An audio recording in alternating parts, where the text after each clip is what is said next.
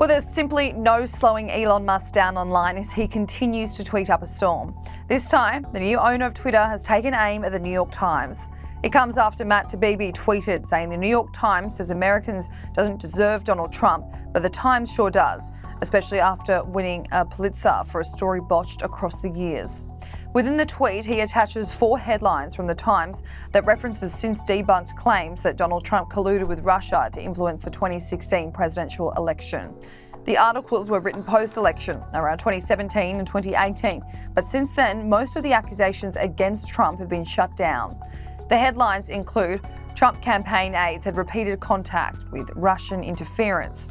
Trump campaign advisor met with Russian to discuss dirt on Clinton. FBI's used informant to investigate Russia ties to campaign, not to spy as Trump claims. And C-SPAN online broadcast interrupted by Russian network. Elon Musk responded to the tweet and wrote, "It is tragic how far the New York Times has fallen." Basically just boring AF, far-left brainwashing at this point. The boring part is truly unforgivable. That comment received a lot of support from the 72,000 people who liked it, but of course some backlash from the left-leaning users. But Elon Musk really hasn't been skipping a beat. He's been busy on the social media platform since officially acquiring it last month. One of the most controversial things he has done is reinstating former President Donald Trump to the platform. He was kicked off it in January 2021 for fear he was inciting violence after the January 6 Capitol riots. Musk put up a poll asking his followers whether he should allow Trump back on the site. 51.8% voted for the 45th president to return, while 48.2% said no. Elon Musk then wrote, "The people have spoken. Trump will be reinstated." But probably to the billionaire's surprise, Donald Trump didn't want back on. I hear we're getting a big vote to also go back on Twitter. I don't see it because I don't see any reason for it. With Donald Trump announcing a 3rd consecutive run for the White House, who knows if he has actually completely ruled out returning. He did, however, plug his own platform, Truth Social, vowing to stick with that for now.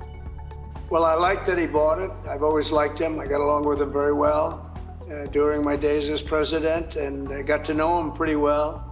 But I do like him. I've always really, he's a character, and I tend to like characters, but he's smart. He did put up a poll, and I hear it's very overwhelming, very strong. But I have something called Trump. If you look, it's Trump-owned, but it's really fantastic. Truth Social, and Truth Social is through the roof. It's doing phenomenally well. The press hates to talk about it, but it's doing phenomenally well. I think engagement is much better than it is with Twitter. And it's taking care of voices that really want to be taken care of, and really smart voices, brilliant voices, voices that in many cases are both sides. But I can tell you there's a lot of voice for Israel, a lot of power for Israel in Truth Social. So Truth Social has been very, very powerful, very, very strong. And I'll be staying